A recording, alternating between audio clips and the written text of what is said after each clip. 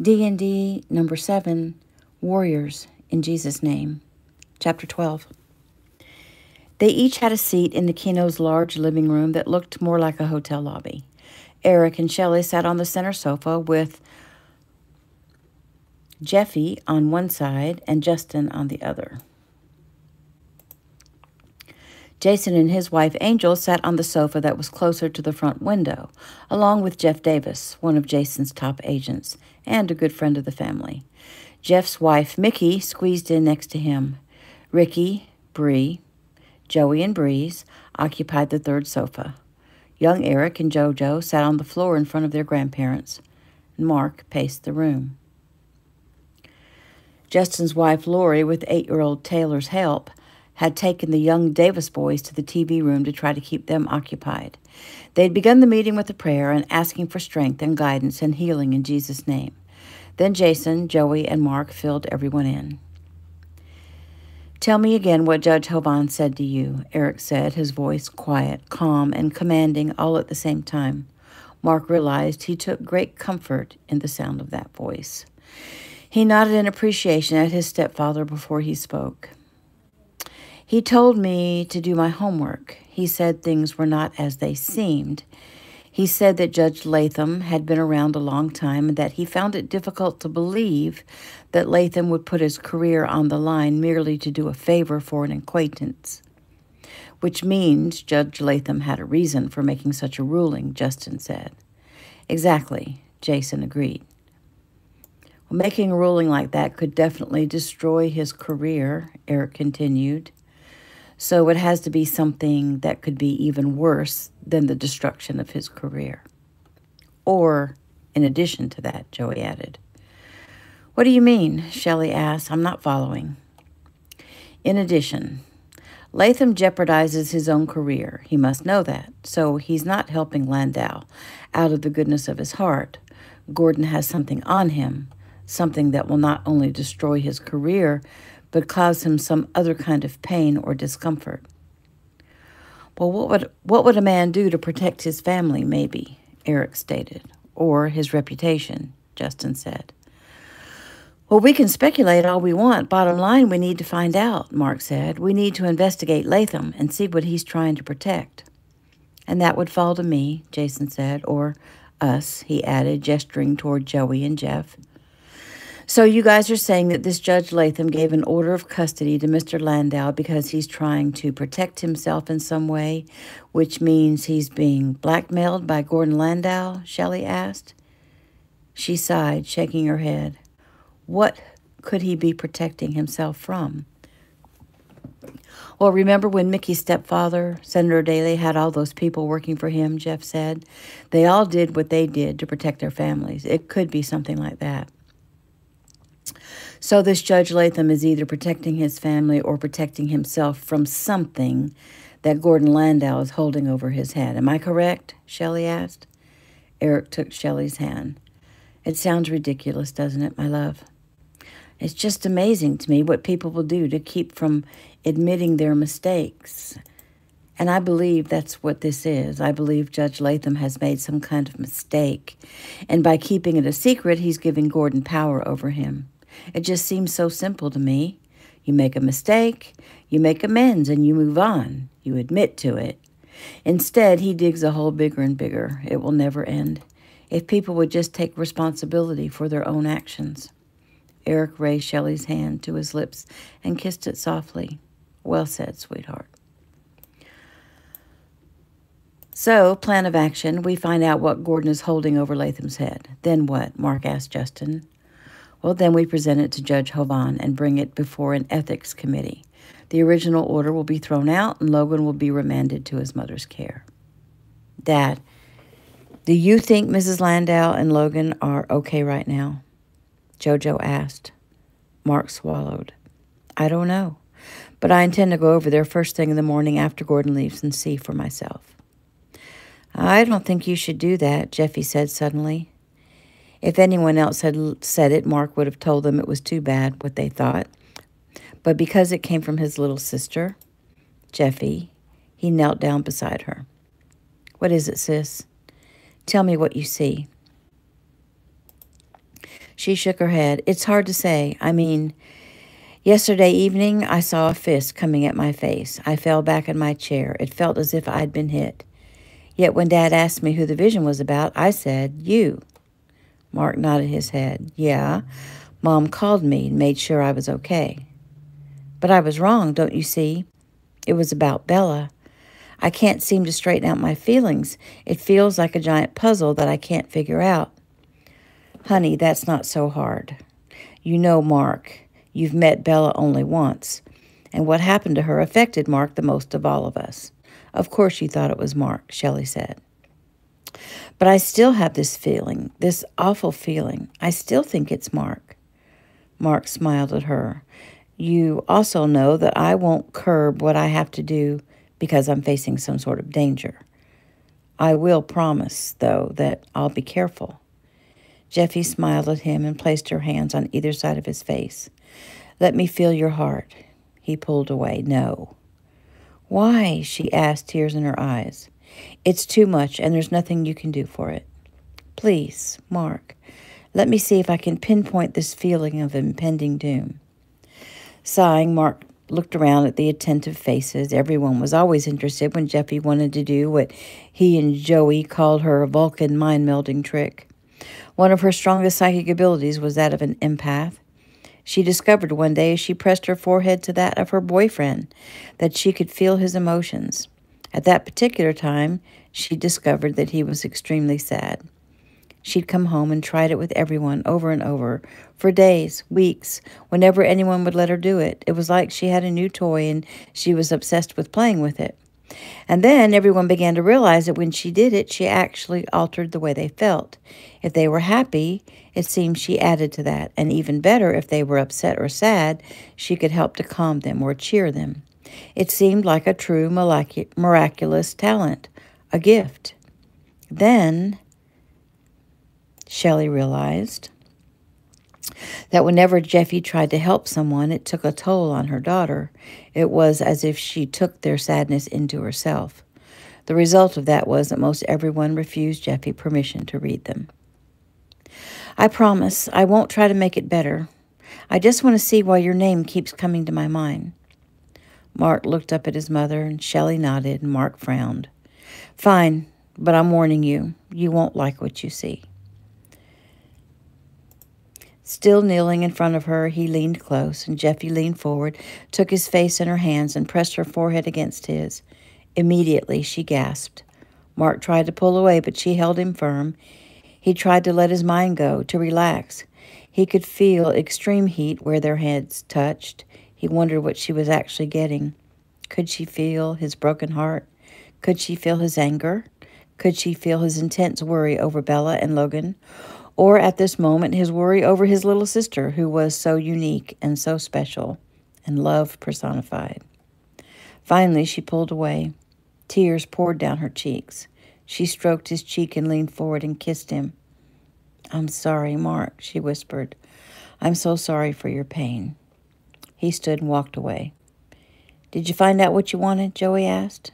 Jeffy shook her head. He's in danger. That's all I know. I couldn't see anything else. Breeze leaned close to Joey. You got to fill me in on all of this tonight. I will, I promise. So, Breeze said aloud, that was very interesting, but bottom line, I want Mark to check on Bella. I'm planning on going over there myself. Breeze, I'd like you to stay out of it, Joey said quickly. I'd like to go over and speak to Bella too, Mickey said softly before Breeze could respond to Joey. Mickey thought she might be of some help to Bella, since she's been in a similar situation, stuck in a home with her abuser, Jeff put in. I think that would be a great idea, Eric said, smiling at Mickey. Joey sighed. Fine, everyone go visit Bella. Just make sure you're not there when Gordon gets home. Well, I'm certainly not afraid of him, Mickey said. Breeze smiled. I like her. She turned to Joey. I'm not afraid of him either. Yeah, well, me neither. But your presence could make things harder on Bella, so visit. But only when Gordon's not home, Joey said, brows raised defiantly. Of course, you're right, Mickey agreed. Gordy's car is still bugged, so we'll know where he is while you visit Bella. It is? Jason asked. Joey shrugged. I thought maybe he wouldn't think about his car, and apparently I'm right. Mark turned. Ricky, we haven't heard anything from you. That's unusual. Ricky shrugged. Sorry. Anything I had to offer has already been said. I do have a question, though. Fire away. The felony assault charges against Gordon, have they been dropped? Not yet, Jason answered, but they will be dropped as soon as they contact Bella and she informs him that she won't testify against her husband. And she won't testify because she's living with him, Mark said, the light going on. Obviously, he needed to get those charges dropped if he was going to continue practicing law, and Justin snapped his finger. Just like that, they're gone. Not for long, Mark vowed. His troubles are just beginning. Eric cleared his throat and the room quieted. I'd like you to put thoughts of vengeance aside. It's difficult, I know, but revenge serves no purpose. You've lost the battle, however. You will win the war. Mark nodded and turned to look out the window. The family rose and stood chatting. Shelley invited everyone into the kitchen for dessert, and Joey went to Mark at the window. We'll get her out, Mark. I know. It's just the thought of her in that house like some freaking prisoner. It's making me crazy. A week from now, we'll have her out. A week. Hold on. Jeffy wiggled her way in between her brothers. Hey, you two. Joey placed his arm around her shoulders. Hey, yourself, sweetie. Has anyone asked you how you're doing lately? How I'm doing? Yeah, I mean, since you and Cam broke up. We didn't break up. He broke up with me. So it sounds like you're over being sad and you've moved up to mad. She shrugged. Maybe. I just wish I could understand why he was so unhappy. I mean, it's not like we had a fight or anything like that. Well, you two have been together for so long. Maybe he felt he needed some space. You know, some time to be with other girls. I get it. So why does he need that and I don't need time to be with other guys? Don't go crazy on me, sis, but I think you do need to be with other people. I think this is a good thing. She shook her head. That's what Mom and Dad say too, but tell me this. If it's such a good thing, why does it hurt so much, huh? Growing pains, baby sister. Listen, whatever he said was the reason. Don't take it personally, Jeffy. You're gorgeous, you're smart, you're sweet, and you can kick butt. You're the ultimate female, and if I weren't your brother, I'd ask you to marry me right now. Jeffy giggled. Thanks, Joey. She stood on her tiptoes and hugged him tight. She jerked back so fast Joey had to grab her to keep her from falling, and she looked up at him with startled, wide eyes. What is it, Jeffy? Did you see something? No, I didn't see anything. I felt pain. So much pain. Joey, I think maybe it's you. She looked over at Mark, who'd been standing silently during the conversation. Or maybe it's both of you. Jeez, I feel like I'm going crazy. These episodes, they're coming so fast, and I can't get a clear thought or image, and if I can't do that, then what good is it? Why do I have this thing when I can't when I can't use it to help anyone? She cried. I hate it. I just hate it. No wonder Cam left me. It's because I'm a freak. She broke away and ran up the steps. Mark blew out a breath. I guess we better go get Mom or Eric to handle it. Joey nodded. I'm with you. New scene. There you are, Joey said from the doorway. Breeze didn't answer. She stood by the window in her studio, almost hidden behind the giant easel. Joey had almost missed her, but caught a glimpse of her reflection in the glass. He moved silently into the room, glancing at sketches taped to a wall, at canvases leaning against another wall, at a high glass table filled with paints and palettes, and the large window with no curtains. A single chair, deep and plush, sat in the corner opposite the window. Moving up behind her, Joey placed his hand on Breeze's shoulders. I get that you might want to be alone, but I had to check and make sure you don't want a shoulder to cry on. Breeze allowed a small smile. He gets that she wants to be alone. A man as strong as him, and he doesn't insist on crowding her. Instead, he gives her the room she needs to handle things, but makes sure she knows he's there for her if she has need of him. Is there no end to his perfection? The thought wasn't comforting, it was disturbing. She shrugged in answer to his question as she continued staring out the window, even though all she could see was her own reflection. Her mind was elsewhere. It was with her sister in that big, opulent house, a prisoner of her own making, maybe, but still a prisoner. And what about Logan? How did the poor kid handle being met at school by police and escorted back to the dungeon? Joey kissed the top of her head. We'll get them out. Her voice hitched. She couldn't control it. The tears spilled over onto her cheeks, but she didn't turn and take him up on his offer. She wanted to, but she didn't want to. To do so would be yielding herself to him, wouldn't it? It would be giving in to her need for him, and she didn't need any man. When she didn't finish, Joey moved closer and ran his hands up and down her arms. I understand how you feel, he said softly. I very much doubt that. The bite in her words threw up the red flag for Joey, suddenly aware that he was standing in a minefield and unsure of where he should step next. He tried to decide if he should retreat. He was no coward, but he wasn't stupid either.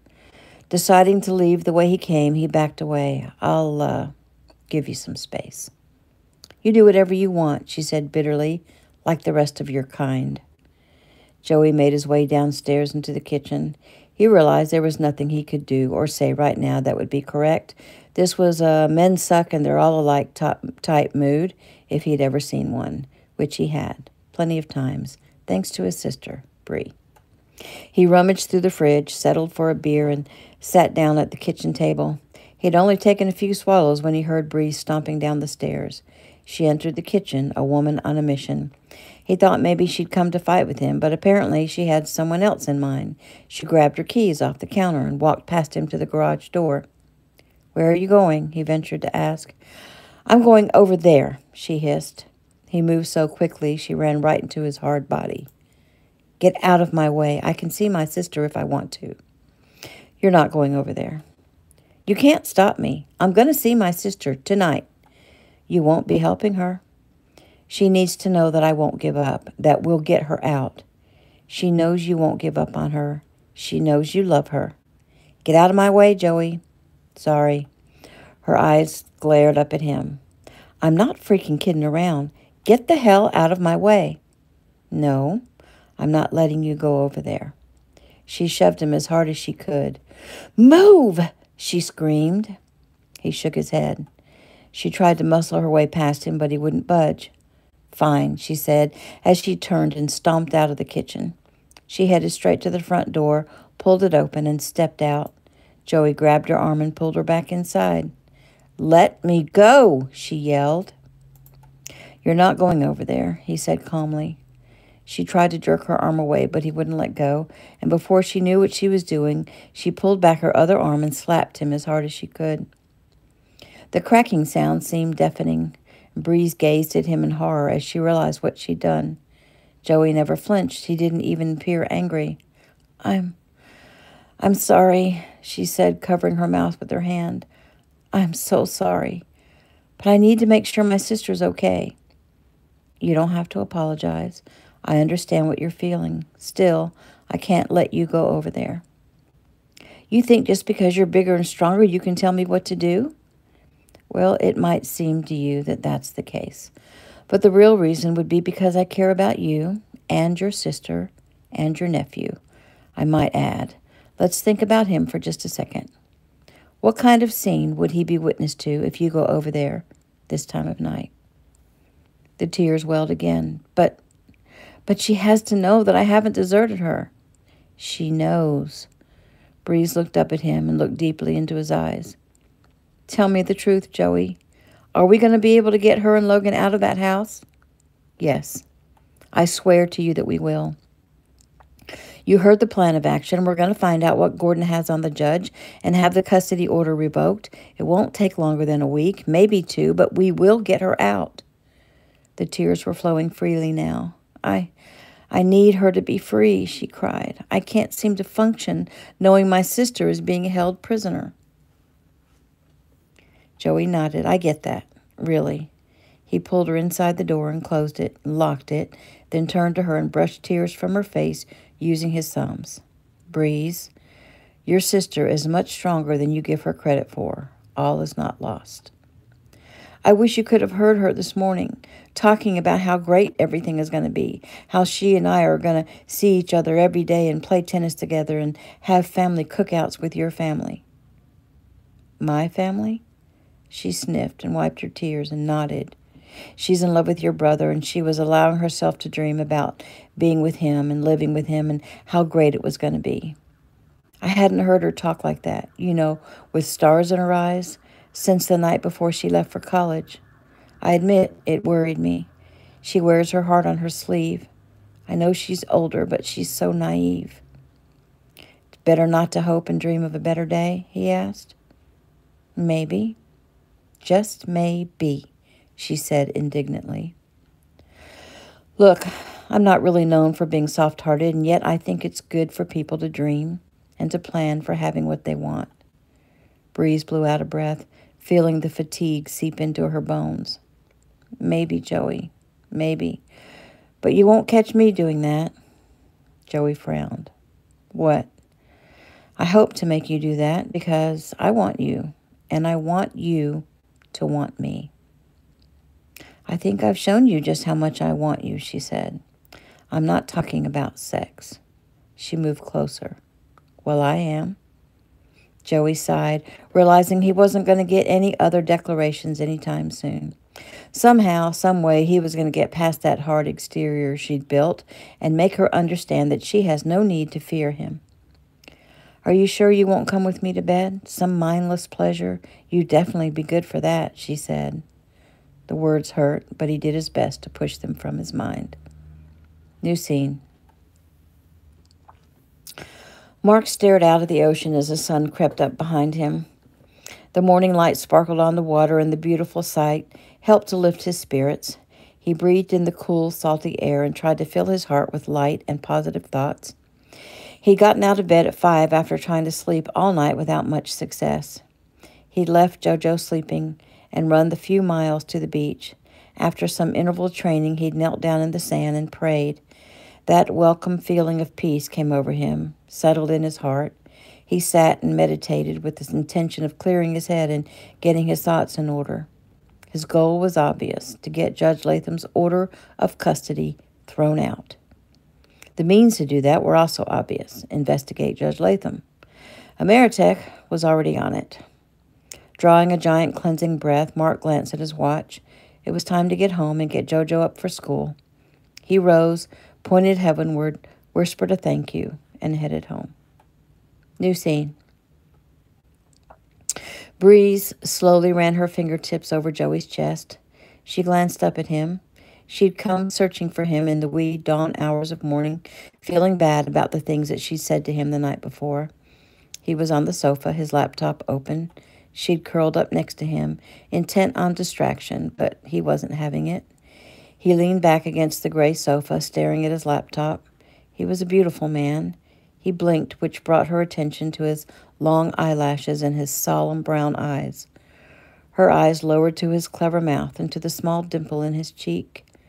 Reaching up, she stroked the dimple, taking note of the scratchy growth of beard. If one were to look up the word masculine in the dictionary, it would have a picture of Joey Adams right there, she thought. She touched her finger to his lips. What are you thinking about? She asked. He grabbed her hand, pulled it away from his mouth. Thinking I need to get moving. I have a lot of prep work to do in order to nail Gordon and the judge. Oh. He smiled at the sound of disappointment in her voice. So, I was in such a bad mood by the time we got home last night, I never did get to ask you about your sister. What was that all about? Jeffy is special, he finally said. She's a genius, certifiable. Her IQ is like 192, which is considered high genius. Along with that, she has some psychic abilities. She's able to see the future sometimes, but it's not always clear to her. Still, we've learned to trust her gut instincts. But what was the deal with what she did with Mark? Well, she's also an empath. She can feel what others feel, Breeze asked. Exactly. She, tunes into their emotions. The first time she did this, it was an accident, and then she found if she tries, she can get a clear picture. And then she found that she can actually alter the way someone is feeling, take away their pain. That is amazing.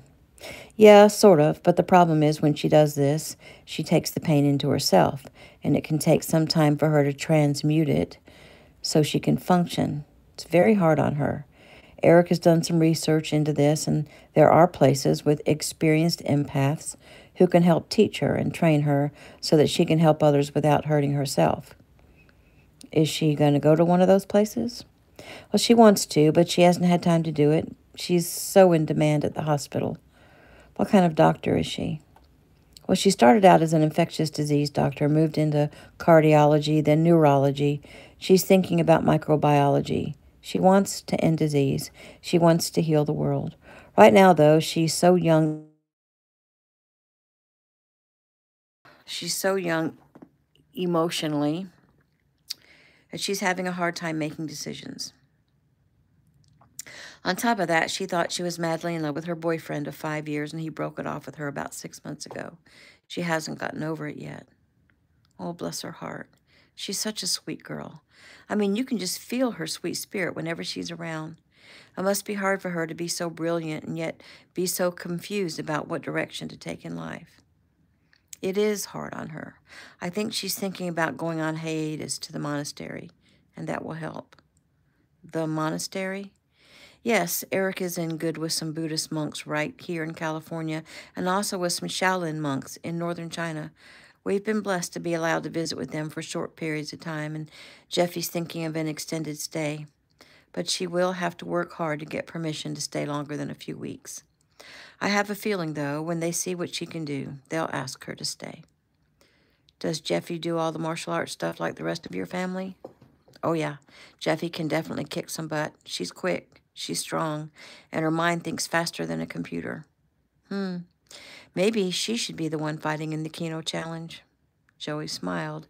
Actually, Breeze, maybe you're right. I should ask her if she's ever considered it. Well, when is the challenge? It's usually the second Saturday in November.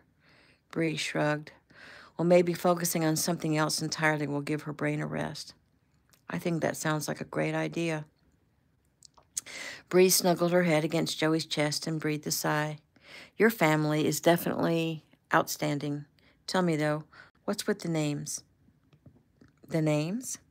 Yeah, everyone has the same name. What are you talking about? I mean, like Joey and Jojo, Eric and Eric, Jeff and Jeffy. Jeff isn't related. Still, you know what I mean, even though I think it's sweet that Mark named his son after you. Oh, he didn't name his son. He didn't? It's a long story, but I'll try to tell it briefly. On Mark's 18th birthday, he had a one-night stand with a girl who was staying at our house. It was like a gift, you know? Breeze giggled. I get it. Nice gift. Yeah, Mark thought so too. Anyway, she was ill. She finally went back to live with her parents, and 9 months later, we found out she'd died.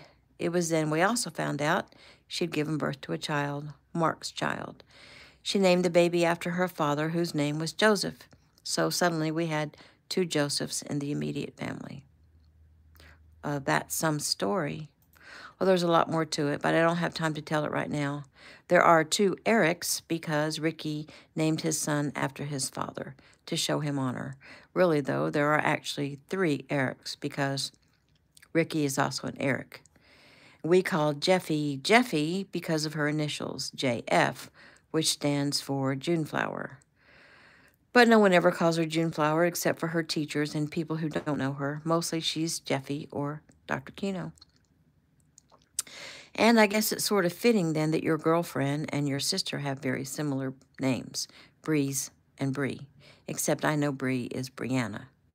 Yeah, but no one in our family calls her that. She's been Bree as long as I can remember. How much older is she than you?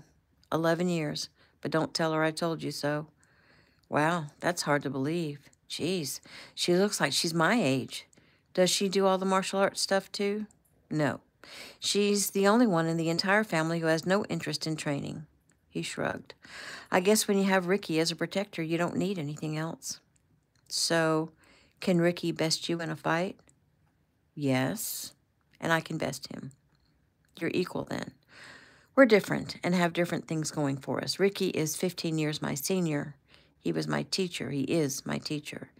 He's known for his speed and his quickness. He's like lightning. He's instilled that in me, along with a number of other great qualities. His goal as my instructor would be to have me be able to beat him one day. The thing is, I doubt that I would ever try hard enough to do that, because you have a great deal of respect for him. Oh, a great deal. And for my stepfather, who also was my teacher. I thought Mr. Lee trained you. I went through this highly acclaimed security training, yes. But I didn't start training with Jason until I was 18. Besides, Jason was trained by Eric, and Eric consulted with him to put together the Ameritech training module. What's the training like at Ameritech? Is it hard? Joey laughed. It's hell. It's comparable to SEAL training, also FBI training in some ways, though there's a much more positive spin on things. Breeze nodded. And you did so well that you're now Jason's top man. Well, I'm not the only one, but yes, I'm one of the top as far as the training goes. Impressive, Joey. Is there anything else you can't do? He glanced down at her, unsure if he'd actually heard the sarcasm. Her eyes met his, assuring him he had. He sighed. Apparently, he answered. I guess I'd better get going. He took her face in his hands and kissed her soundly and moved her aside and stood up. Mind if I use your shower? Of course not, she said softly, realizing she'd hurt his feelings. Breeze watched him head upstairs. She shook her head. Why did she have to say mean things to him? What was her problem? She really liked him. She really cared for him. Really, she knew what the problem was. Just as her sister had pointed out, he scared her. Oh well, time to push that problem aside. This morning she was going over to see her sister.